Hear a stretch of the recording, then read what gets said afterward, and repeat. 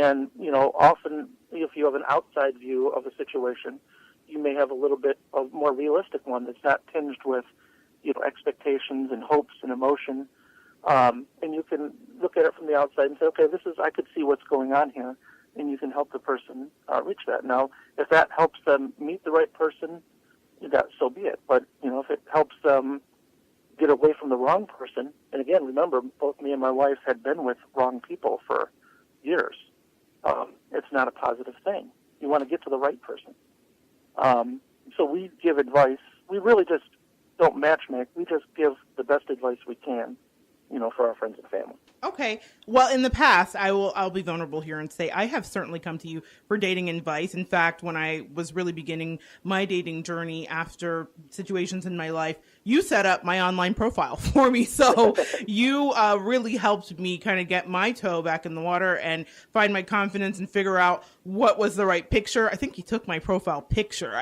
So you were such an integral part for me about dating advice. And when I started dating, I certainly came to both of you, and you were incredibly helpful. What can you tell ladies? I want to let them borrow a little bit of what I got to utilize. What can you tell some of the ladies or men that are listening about online dating? If they're desiring to get into that, what should they know? What are some of the do's and don'ts? Well, I would advise, of course, to do it the way I did it, was to be honest. Put a picture up on there that is honest. When I first saw my wife, she looked exactly like her picture. I was looking at this very pretty picture, and if that was an unrealistic picture, and somebody else walked in, well, then that's not going to start a date off very well.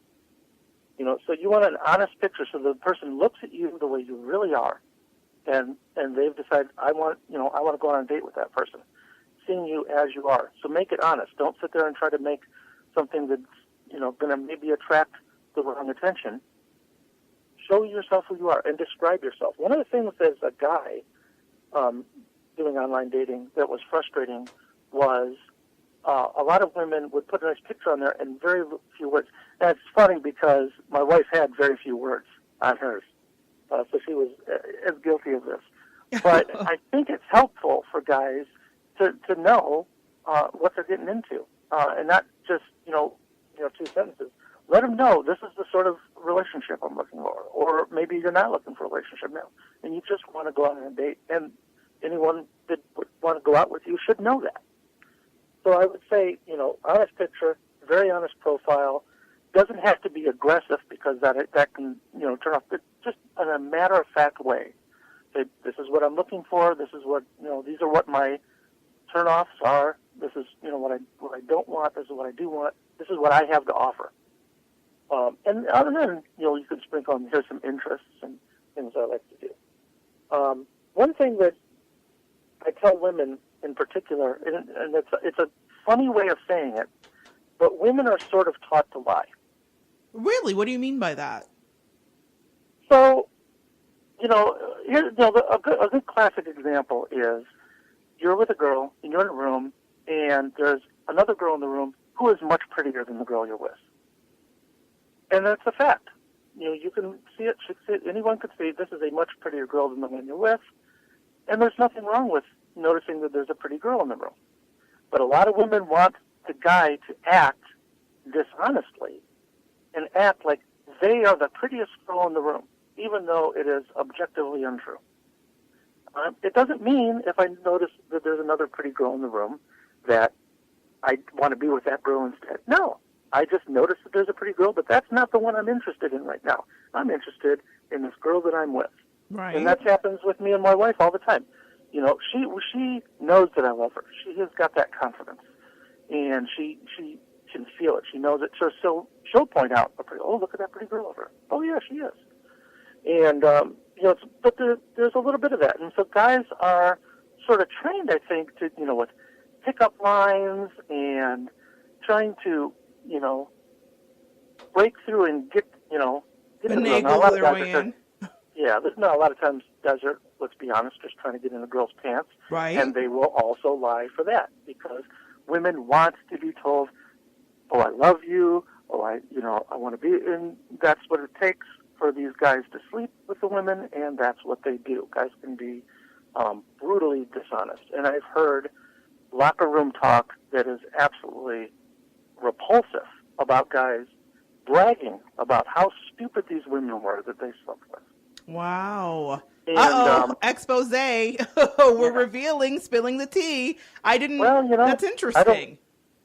I don't mind exposing people that act like that. You can go out and there's books out there, that teach you, pickup artist techniques and whatnot. And, I don't like that. I like the idea of honesty. If you want a relationship, that has got to be the core of it.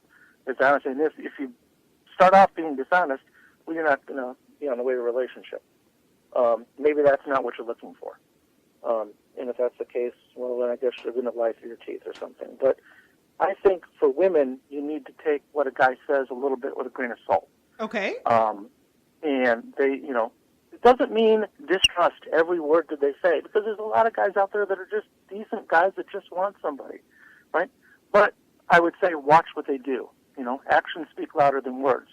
If, like I mentioned before, the guy wanted, prior guy that my wife was dating, not wanting to take her to friends and family. Okay, saying that he wants to go out with her, but what is his actions saying? His actions are saying, I don't see a relationship here because I'm not willing to show you my friends and family. Right. That should be a pretty big red flag, and that should be a pretty good flag that say, maybe this isn't the right person. Maybe you need to find somebody else.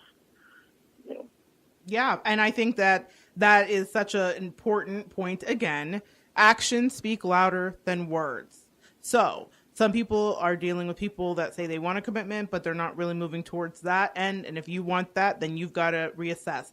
Some people say that they don't want a commitment, but they're moving towards commitment. So you also need to reassess. So it's always in the actions. And for men, it looks like, from Scott's opinion anyway, it is definitely about the actions that speak louder than the words. So guys, ladies, gentlemen, everybody, pay attention to what the person you're dating and interested in is doing and not what they're saying. A little bit less of what they're saying.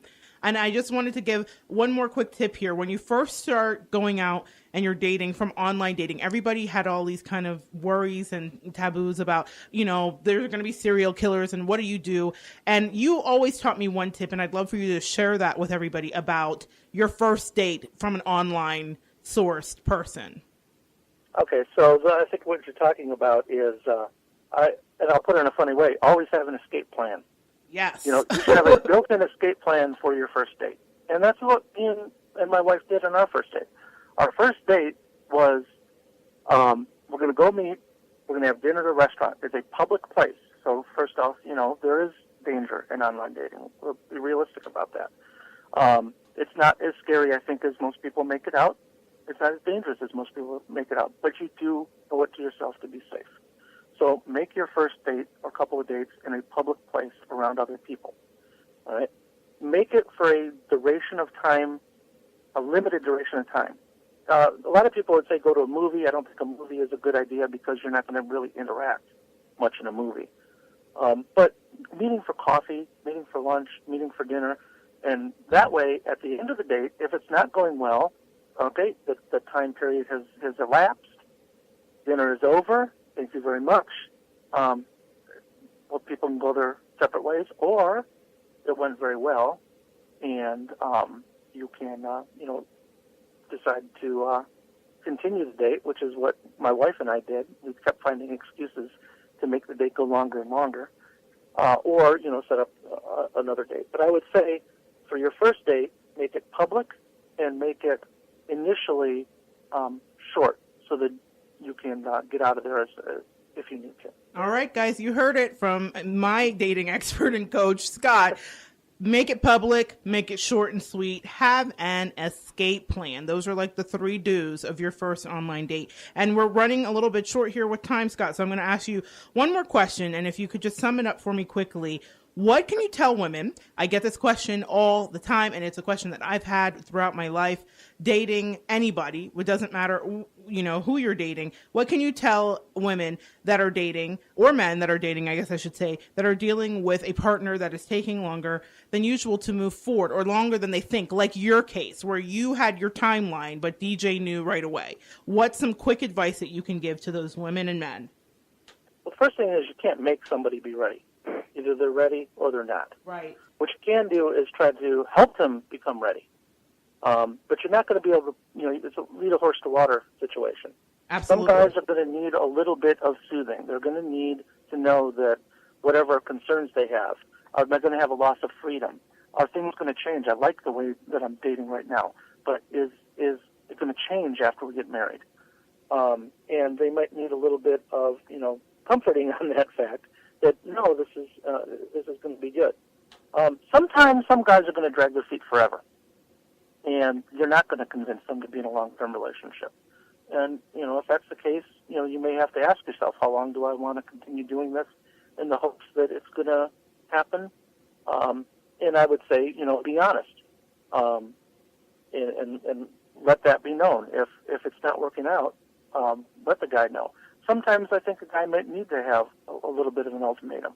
We've been dating for so many years and nothing's happening.